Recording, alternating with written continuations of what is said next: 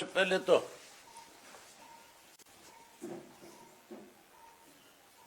हमारे जो डॉक्टर्स हैं, पुलिस के कर्मचारी हैं, हेल्थ डिपार्टमेंट से जुड़े हुए लोग हैं, आप जैसे पत्रकार साथी हैं, उन सबको इस बात की बधाई देता हूं कि आपने इस महामारी के वक्त में लोगों में एक बड़ी जागरूकता पैदा की और केवल लोगों को जागरूक नहीं किया, बल्कि आपने एक ऐसे समय में जब हर कोई आदमी भयभीत है, डरा हुआ है, उस वक्त में भी आपने अपनी जिम्मेवारी को और बड़ा करके निभाने का काम किया। इसके लिए आप सब बहुत बधाई के पात्र हैं। हमारे मुख्यमंत्री जी ने एक राजनीतिक ग्रुप बनाया और उस ग्रुप के अंदर अलग अलग राजनीतिक दलों के नेताओं से बातचीत करी, उनको उसका मेंबर बनाया। मुझे भी उस ग्रुप में उन्होंने शामिल किया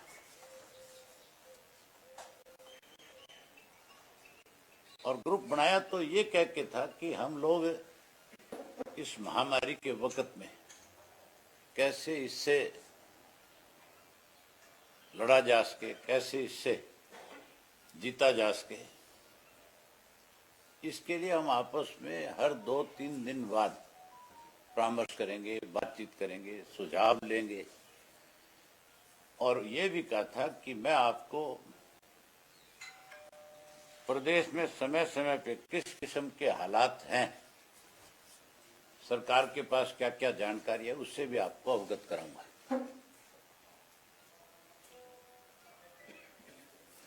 लॉकडाउन हुआ था 24 तारीख से, 24 को शुरू हो गया था। उससे पहले एक दिन का भी, 23 का भी हुआ, 22 का भी हुआ, एक दिन का भी किया गया। वो ट्रायल था, हाँ वो ट्रायल था। वो इसलिए लगाया था कि देश के प्रधानमंत्री देखना चाहते थे कि लोग कितनी पालना करेंगे, और लोगों ने उनकी बात को मान लिया और लोगों ने उस दिन उसको पूरी तरह से सक्सेस किया। उसके बाद इसको आगे बढ़ा दिया। आगे बढ़ाने के बाद दूसरे या तीसरे दिन हमारी एक वीडियो कॉन्फ्रेंसिंग हुई। उसमें इस महामारी से कैसे बचा जाए, उस पे चर्चा करी, हमारे से सुझाव मांगे, हमने अपने सुझाव दिए, सरकार ने हमारे सुझाव स्वीकार भी किए। जो हमारी जिम्मेवारी बनती थी, हमने उस जिम्मेवारी को निभाया। लेकिन उसके बाद जहां मुख्यमंत्री की जिम्मेवारी बनती थी, समय समय पे हमें अवगत कराते, या मुख्यमंत्री के पास टाइम नहीं था तो किसी और की जिम्मेवारी लगाते कि भी आप आपस में कॉन्फ्रेंस करो, बातचीत करो। उन्होंने दूसरी जो कॉन्फ्रेंस करी, उसके अंदर उन्होंने आकर के कहा कि मैं 2-3 इश्यूज के ऊपर आपसे चर्चा करना चाहता हूं। तब तक सरसों की फसल जो पक करके तैयार हो गई थी। हमारे कुछ इलाके ऐसे हैं हरियाणा के जहां सरसों जो है बहुत अर्ली आ जाती है। मेवात का एरिया है, भिवाड़ी, महेंद्रगढ़, भिवानी का इलाका है, पलवल का इलाका है। हमने मुख्यमंत्री से पूछा था कि ये जो सरसों हमारी जो फसल आ गई, इसको आप तो खरीदना शुरू करोगे और आपने इसके लिए क्या इंतजाम किए। हमने उनसे कहा था कि किसान की खेत की फसल किसान के घर पे खरीदी जाए अब की बार, तो ज्यादा ठीक रहेगा। क्योंकि उससे सोशल डिस्टेंस भी आपका मेंटेन रह जाएगा और किसान को भी सरसों लेकर के मंडी तक नहीं आना पड़ेगा।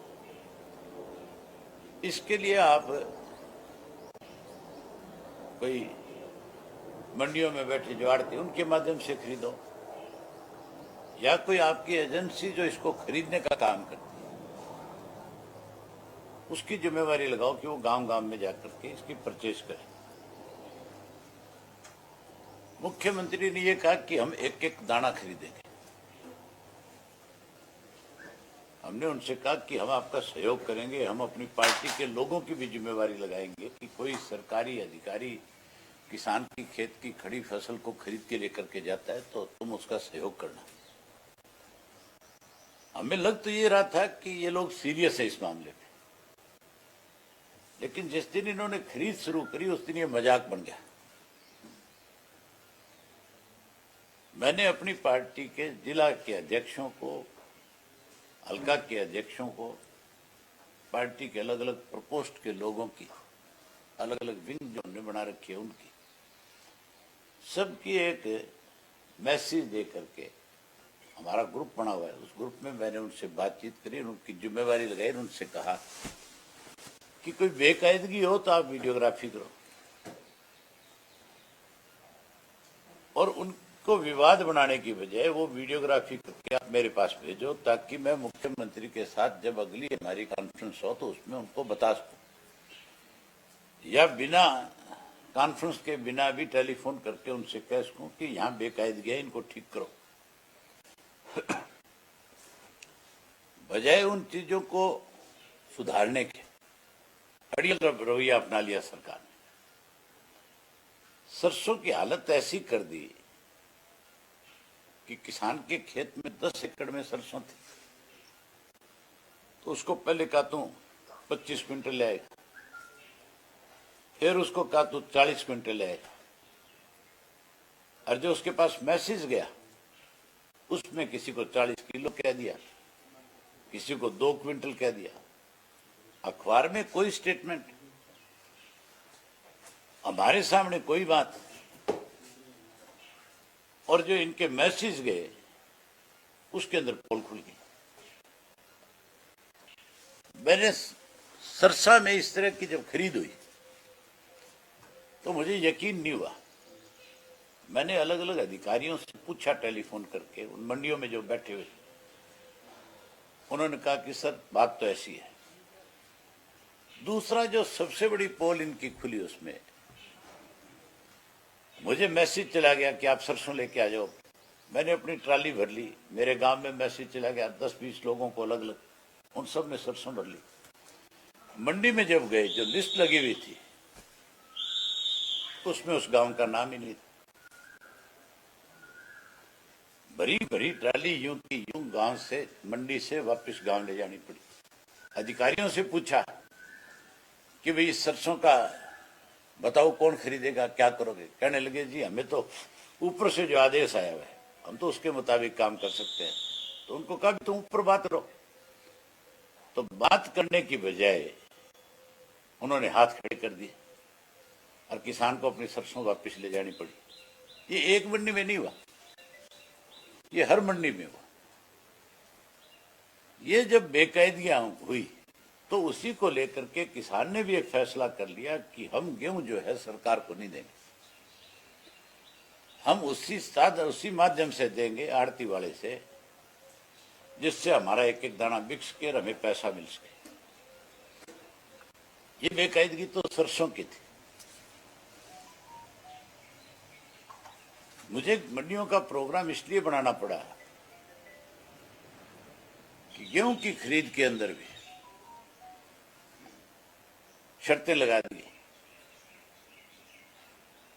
आप ये देखो कि इस तरह के हालात के अंदर सरकार की जिम्मेवारी तो ये बनती थी कि गांव में किसान के खेत से खरीदी जाए, और बड़ा आसान तरीका है खरीदने का। इसके लिए कोई भागदौड़ करने की जरूरत नहीं, इसके लिए कोई मारोमारी नहीं है, कोई लंबा प्रोसीजर भी नहीं है।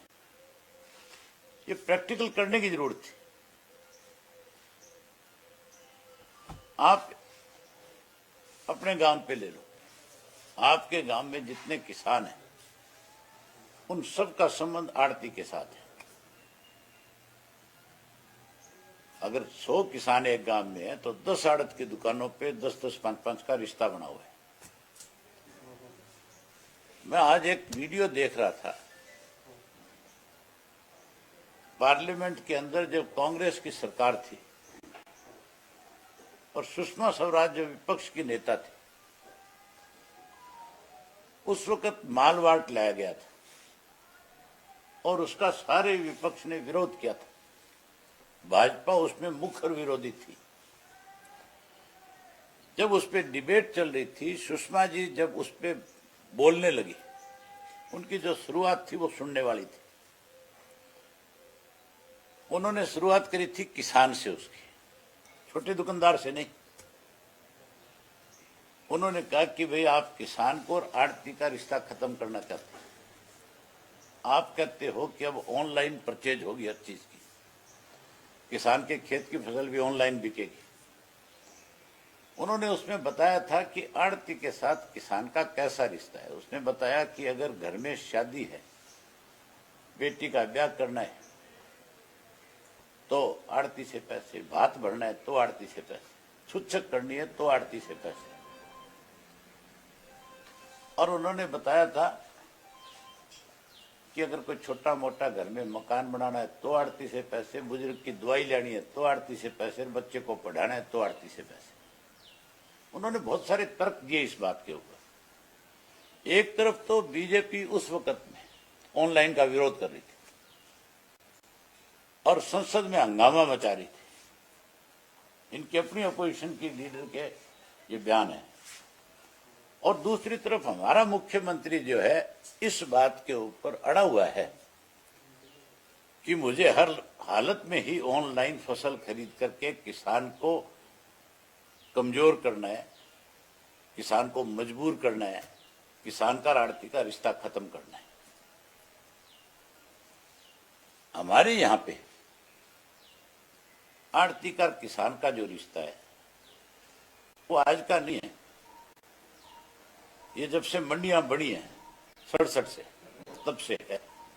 हाँ, तो उससे पहले का, मंडियां बनने से पहले का, क्योंकि पहले भी जो गांव के व्यापारी थे वो किसान की फसल खरीदते थे, आगे बेचते थे। लेकिन वो एक परमानेंट साधन बना दिया था सरकार ने, मार्केटिंग बोर्ड बना करके, कि भाई सीधा आड़ती के पास जाओ ले लो। मैं जो आपको बता रहा था कि कैसे गेहूं अब की बार आराम से खरीदी जा सकती थी गांव में, उसका एक साधारण तरीका था। आप कहते हो एक एक दाना खरीदना है। अगर आपने एक एक दाना खरीदना है तो आप आड़ती की जिम्मेवारी लगाते कि भाई तेरी जिम्मेवारी है इस गांव की गेहूं खरीदना, और जितने तेरे आड़ती हैं उन सबसे गेहूं तू खरीदेगा। उसने टेलीफोन के ऊपर ही उसको बारदाना पहुंचा करके वही गेहूं खरीद करके भर के रख देनी थी। जिस दिन गोदाम में रखनी थी उस दिन उसको तोल लिया जाता। और गोदाम के लिए भी कोई ठेकेदारों की जरूरत नहीं थी। उसी किसान को कहते कि तू अपनी भर के ले आ और इसको तुला के गोदाम में लगा दे। उसके ट्रैक्टर का उसको किराया दे देते। किराए भी ना देते, उसको तो तेल के पैसे देते तो भी वो राजी होकर के डाल जाता। लेकिन उसको मजबूर कर दिया ये फैसला लेने पे भी मैं गेहूं मंडी में नहीं ले जाऊंगा। मुख्यमंत्री के बयान देखे मैंने, खाद्य आपूर्ति मिनिस्टर के बयान देखे, वो पंजाब की तुलना में अपने आप को कहते हैं हमने ज्यादा खरीद करी है। इससे ज्यादा बड़ा झूठ और क्या बोल सकते हैं। आज इस वक्त में भी मुख्यमंत्री अगर बयान देता है और झूठ बोलते हैं तो फिर धिक्कार है ऐसी सरकार पे। आप किसी मंडी में चले जाओ, कहीं 4 ट्राली से ज्यादा आज गेहूं नहीं है। मैं खुद सब मंडियों के अंदर 14 में जाके आया, हाहाकार मचा हुआ था मंडियों में। व्यापारी भी, किसान भी, मजदूर भी, सब सरकार के खिलाफ गुस्से में। मतलब उन्होंने कोई चिंता नहीं करी कि हमें सोशल डिस्टेंस को मेंटेन करना चाहिए, हमें इस तरह की बीमारी के वक्त में इतनी संख्या में इकट्ठा नहीं होना चाहिए। मुझे इस करके ये फैसला वापस करना पड़ा, लेना पड़ा कि मैं मंडियों में इसलिए नहीं जाऊंगा। अब कोई मुझे सरकार के दबाव से नहीं लिया मैंने ये फैसला। कई अखबारों में आज खबर छपी है कि मुझे प्रशासन ने आकर के रिक्वेस्ट करी, मैंने मान ली। चलो किसी ने भी कहा ABCD, मैंने ये फैसला इसलिए लिया था कि आज की तारीख में मंडियों में जिस तरह से किसान और व्यापारी और मजदूर परेशान है, जितनी बड़ी संख्या में वो वहां पे इकट्ठा हो रहा है, मुझे लगता है कि सोशल मेंटेन जो आपका डिस्टेंस है वो मेंटेन नहीं रह सकता। हजारों लोग इकट्ठे हो गए। इसलिए मैंने फैसला किया कि नहीं, ये गलती हम नहीं करेंगे जिससे कहीं महामारी को बढ़ावा मिले। इसलिए मैंने अपने आप को विड्रा किया। मैंने उनसे कहा है कि जैसे लॉकडाउन खत्म होगा मैं 100% आऊंगा और आकर के आपकी सारी बात सुनूंगा और हम 100% सरकार को इस बात के लिए आगाह करेंगे और मुख्यमंत्री को कहेंगे कि ये जो आपके गलत फैसले हैं, आप प्रदेश के मुख्यमंत्री हो, आपकी जिम्मेवारी बनती है कि कोई फैसला अगर गलत ले भी लिया उसमें सुधार किया जा सकता है। सरकार का काम किसी को परेशान करना नहीं, सरकार का काम जो है लोगों को सुविधाएं मुहैया करना है। इन हालात में तो सरकार को इससे ज्यादा किसान को घर बैठे उसकी फसल खरीदने का जो एक अवसर मिल रहा है, इसको यूं गंवा दिया, बिना मतलब सड़कों पे लोगों को ला दिया। अब मैं आपको एक चीज दिखाता हूं। सरकार का आपस में तालमेल नहीं है। सरकार का तालमेल नहीं होगा तो फिर आप मान के चलो कि इन हालातों का सामना नहीं कर सकोगे। यहां मंत्री और चीफ मिनिस्टर की बातों में बहुत अंतर है। चीफ मिनिस्टर तो जब कॉन्फ्रेंस करता है, जब आपसे वीडियोग्राफी करके अपनी बात करता है, तब उसका बयान छपता है कि घर घर जाकर के सबकी जांच संभव नहीं है। जो टेस्ट जो है, ये अखबार की स्टेटमेंट है। और विज साहब जब आपके रूबरू होते हैं, वो कहते हैं कि हरियाणा में घर घर होगी स्क्रीनिंग। तो अंतर है कि नहीं है दोनों में? इनका ही आपस में तालमेल नहीं है। इस महामारी के वक्त में चीफ मिनिस्टर का और हेल्थ मिनिस्टर का आपस में तालमेल नहीं है, तो फिर आप मान के चलो कैसे लड़ोगे इससे? क्या तरीका है लड़ने का? उसके अलावा ये जो आज ये कहते हैं कि हम गेहूं खरीद रहे हैं और किसान गेहूं दे के जा रहा है, इसका भी एक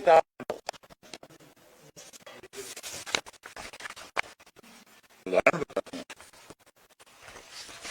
और ये कुछ छोटा उदाहरण नहीं है, ये बड़ी बात है। मैं 76 एकड़ गेहूं जो है उसके बाद मैंने बो रखा, और 76 एकड़ के अंदर मान के चलो एवरेज मेरी 20 क्विंटल से ज्यादा है। मुझे मंडीकरण बोर्ड की तरफ से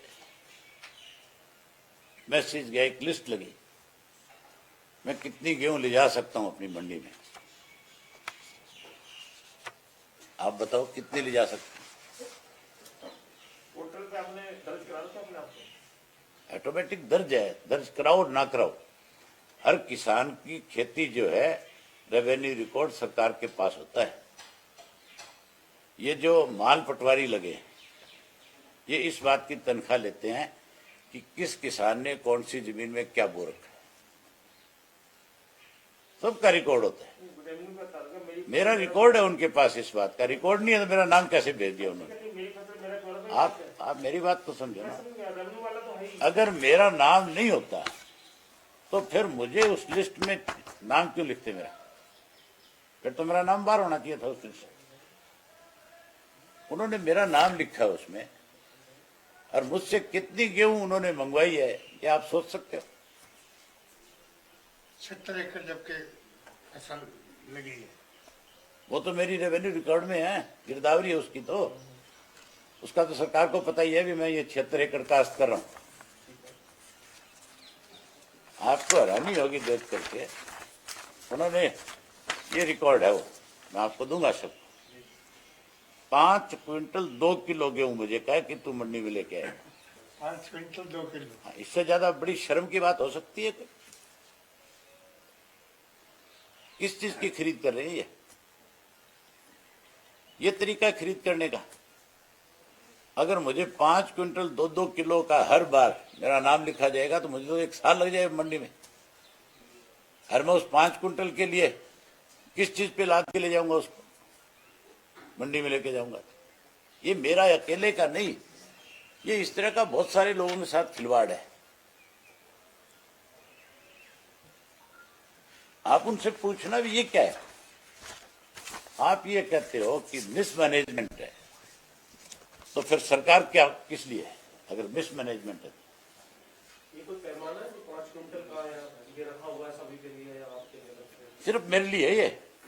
मेरे जैसे किसान जो है, जिनके पास 50, 60, 100 एकड़ जमीन में गेहूं खड़ा है, जिसने किसी के ठेके पे ले रखी है, उनके लिए है। पर डे के हिसाब से। पर डे नहीं, ये लिस्ट रोज लगेगी, 2 दिन बाद लगेगी। अच्छा, वो नंबरिंग सिस्टम। नंबर SMS भेज के कहा भी आप इस दिन आओ 5 क्विंटल। ये लिस्ट है सरकार की, उन्होंने अपने बोर्ड बाहर, मार्केटिंग बोर्ड ने बाहर लगा रखी है, जो मंडी है हमारी उसके बाहर लगा रखी है। तो दिवालिया पिट गया कि नहीं पिट गया सरकार का? ये कहते हैं राजनीति ना करो। हम राजनीति थोड़ा ही कर रहे हैं। हम ये कह रहे हैं कि तुम एक तरफ तो ये कहते हो कि ये देश जो है कृषि प्रधान देश है, यहाँ के अन्नदाता से तुम दान तो मांग रहे हो, उसके साथ साथ उसको लूट भी रहे हो। 5 साल तो इन्होंने धान में लूटने का काम किया, उसमें छिके नहीं है, हजारों करोड़ खा गए। हमने कितनी बार सीबीआई की जांच मांगी। अब जो सरसों की है, कणक की है, जिसकी मंडी में चली गई, भर के ले गया ट्राली में, और उसको कह दिया तू तेरी वापिस ले जा, तेरे को दोबारा मैसेज करेंगे। वो ट्राली भर के खड़ी नहीं कर सकता आपने। अगर भर के ट्राली खड़ी कर देगा तो उस ट्राली के टायर खत्म हो जाएंगे, इसलिए उसको जाकर के उसको खाली करना पड़ेगा। दोबारा जब उसके पास मैसेज आएगा, उसको फिर वही गेहूं उठा करके उसमें भरनी पड़ेगी। उसकी लेबर नहीं लगती, उसका खर्चा नहीं लगता, उसका ट्रांसपोर्टेशन का नहीं लगता, उसका ट्रैक्टर जो है, उसकी ट्राली जो है, उतना बड़ा लोड खींच करके जब जाती है उसका नुकसान नहीं होता, उसका डीजल नहीं जलता। मतलब कोई भी चीज जो है इस तरह से नहीं करी इन्होंने जिससे किसी को आसानी से कोई चीज को लिया जा सके। 2000 मंडियां बनाने की बात करते हैं, हर 3 किलोमीटर पे कहते हैं हमने मंडी बना दी। तो फिर ये बड़ी बड़ी डिस्ट्रिक्ट लेवल की मंडियां जो है, या जो मंडियां बड़ी बड़ी मंडियां वो खाली क्यों पड़ी है? हमने इन दिनों में ऐसी हालत मंडियों की देखी है कि अपनी दुकान तक भी अगर कोई व्यक्ति जाना चाहे तो उसको गाड़ी बाहर खड़ी करनी पड़ती है, आधा किलोमीटर पैदल चल के जाना पड़ता है, रास्ता ही नहीं होता। और अब की बार जो है, चाहे आप मंडी के अपने दुकान के अंदर गाड़ी ले जाओ, एन खाली पड़े, सुनसान है। एक और चीज आपको दिखाता हूं, एक वीडियो आया हुआ है कुचाना मंडी का। मैं उस आड़ती को भी जानता हूं, पहले हमारी पार्टी में था, आजकल इनके साथ है। उससे कह दिया तू कोई 2 ट्राली बुलवा दे, तुलवा दे 2 ट्राली, ताकि हम लोगों से कह सके देखो चना की मंडी में भी गेहूं खरीदी जा रही है, जहां सबसे बड़ा विरोध है। उसमें पुलिस वाले जो है वो गेहूं की बोरियां भर रहे हैं और वो उसकी तुलाई करवा रहे हैं। उनको यही पता नहीं है इसमें कितनी गेहूं भरनी है, कितनी तोलनी है, क्या करना है। क्या पुलिस का काम गेहूं की बोरियां भर के तोलना रहेगा? फिर ये मान के चलो कि सुरक्षा कहां से करेगा कोई किसी की, अगर पुलिस बोरियां भरेगी तो। ये दिवालियापन है सरकार का। जिन पुलिस वालों को इस काम में लगाया गया, जिस किसी व्यक्ति ने इस काम में लगाया, उसके खिलाफ कार्रवाई होनी चाहिए।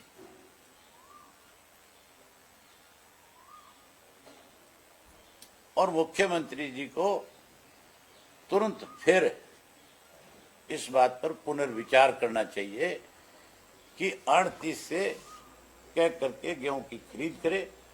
आप ये देखो 2014 तक कभी आपने कोई विवाद सुना था कि मंडी में कोई आड़ती हड़ताल पे बैठे? हर फसल जो है आड़ती के माध्यम से खरीदी और बेची जाती थी। तब भी तो सरकार खरीदती थी।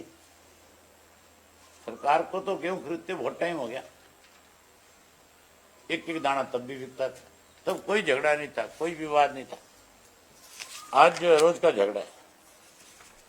अब एक नया फैसला और कर दिया इन्होंने, ये गांव में लोगों को और लड़ाएंगे, गांव में लोगों के बीच में और बड़ा विवाद खड़ा करने जा रहे हैं।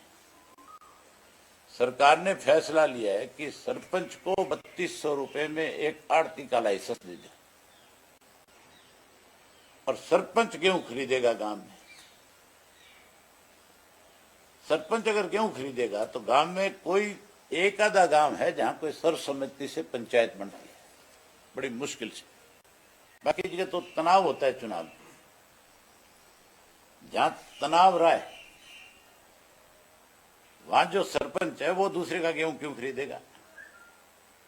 वो तो कहेगा मौका आ गया तेरे हाथ में, इसको रगड़ दे। ये तो इस काम में और लग गए कि किसान की फसल खरीदने की बजाय उनको आपस में लड़ा दो। पहले आड़ती से लड़ा दिया, आड़ती किसान को अलग किया। अब जो है किसान को आपस में लड़ाने के लिए इन्होंने ये फरमान जारी कर दिया कि सरपंच के माध्यम से गेहूं खरीद जाए। सरपंच आड़ती रहा है, सरपंच तो खुद बेचने जाता होगा अपने। तो मैं तो आपके माध्यम से सरकार से फिर ये कहना चाहता हूं कि किसान को मजबूर मत करो, आड़ती का व्यापार खत्म मत करो, गरीब आदमी की पेट पे लात मत मारो। जो मजदूर है, जो धानक है वहां के, उनका तो टोटल ही डिपेंड जो है ये धानक बिरादरी जो है मंडियों में किसान पे आड़ती पे करते हैं, वहीं से ही साल भर का काम चलता है। तो उनको गरीबों को भी मारना चाहते हैं। इसलिए आज आपको बुलाया था। ये मैं आपको सारी चीजें जो है ये बेटा एक कापी दे दे सबको, ये आप देखो, पूछो मुख्यमंत्री से कि ये हालत है आपकी। मेरे से अगर 5 क्विंटल गेहूं मंगाते हैं तो बाकियों से तो मुझे लगता है 5 किलो मंगवाएंगे कईयों से। और मुझे एक और अंदेशा है, नहीं आखिर में ये सरकार तुम्हें प्रेस के लोगों से ये ना कह दे भी जाओ तुम भी गेहूं खरीदो, तुम भी हमारे आड़ती हो। कल ये तो कहा है प्राइम मिनिस्टर ने कहा कि कोई कच्चा आड़ती का लाइसेंस अगर लेना चाहे तो ले सकता है। फिर ले लो आप लोग भी, इनके हालात को देखते हुए ले लेने चाहिए। जो वीडियो आपने बताया अभी, उसको लेकर कल से सोशल मीडिया पे प्रचार किया जा रहा है कि वहाँ मजदूर नहीं थे तो पुलिस वाले मदद कर रहे हैं। तो आपने जो रियलिटी बताई, अगर एक बार बता पाएंगे तो क्या उसकी कहानी क्या है? नहीं, मदद क्या है? आप मुझे एक चीज बताओ। पहली बात तो मंडी के अंदर पुलिस का क्या काम है? अगर कोई सोशल डिस्टेंस की बात है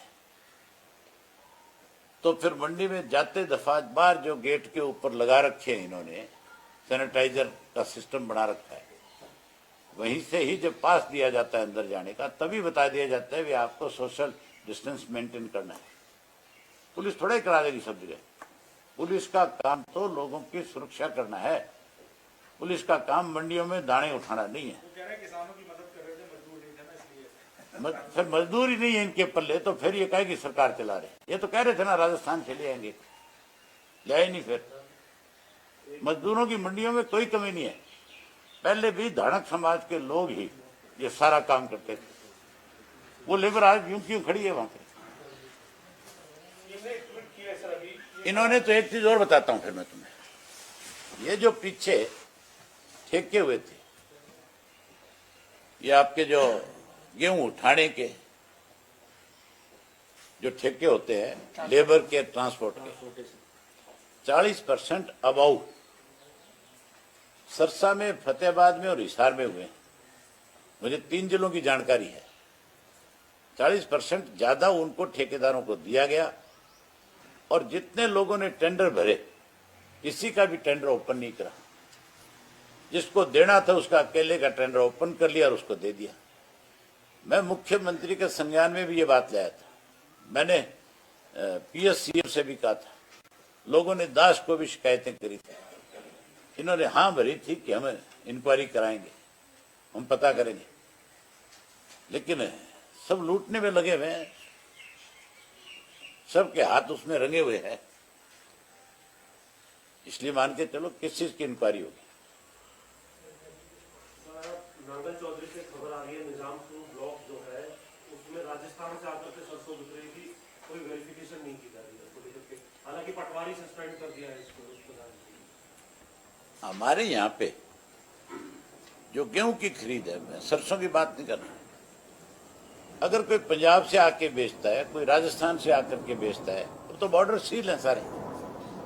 उसके बावजूद भी सरकार को जितनी ज्यादा आप गेहूं की खरीद करोगे उतना ज्यादा कमीशन आपको मिलेगा, और जो आपको कमीशन मिलेगा आप उसको विकास के काम में खर्च कर सकोगे। एक तरफ तो पैसे के लिए हा हा कर रहे हैं, कटोरा लेके घूम रहे हैं, और दूसरी तरफ जहां से पैसा आना है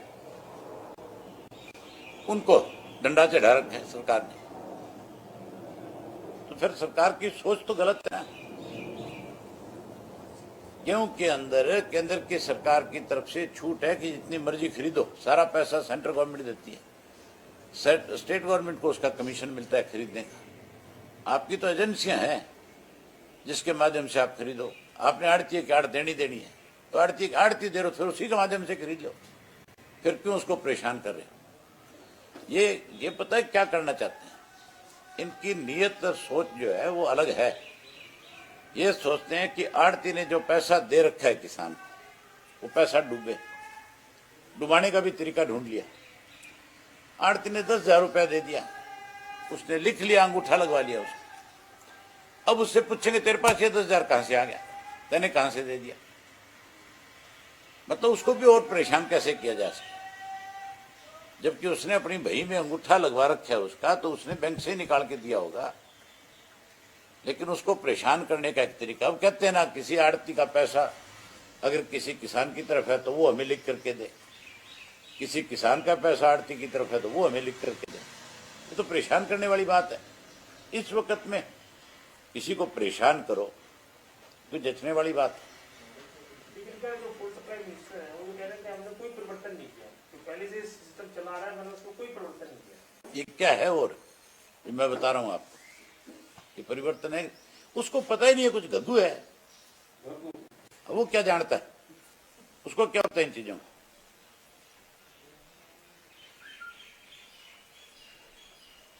सीएम ने ट्वीट किया, ये कहा कि जो नेता मंडी में जा रहे हैं खुद समस्या का समाधान की बजाय खुद समस्या ना बने। तो इस चीफ मिनिस्टर की तरह हम कमरे में बंद हो जाएं, लोग मर रहे हैं, लोगों को लूटा जा रहा है, जो जिसको ये अन्नदाता कहते हैं, तो फिर अन्नदाता कहना बंद कर दे उसको।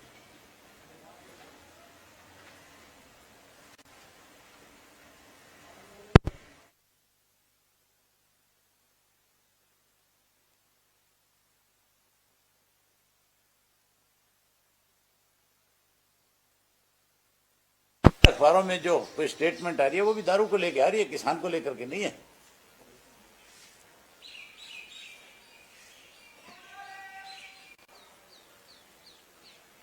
किसानों के बारे में तो कल उन्होंने तरफ से दावा किया कि भले ही लेट हो सकती है खरीद, लेकिन हम एक दाना जरूर खरीदेंगे।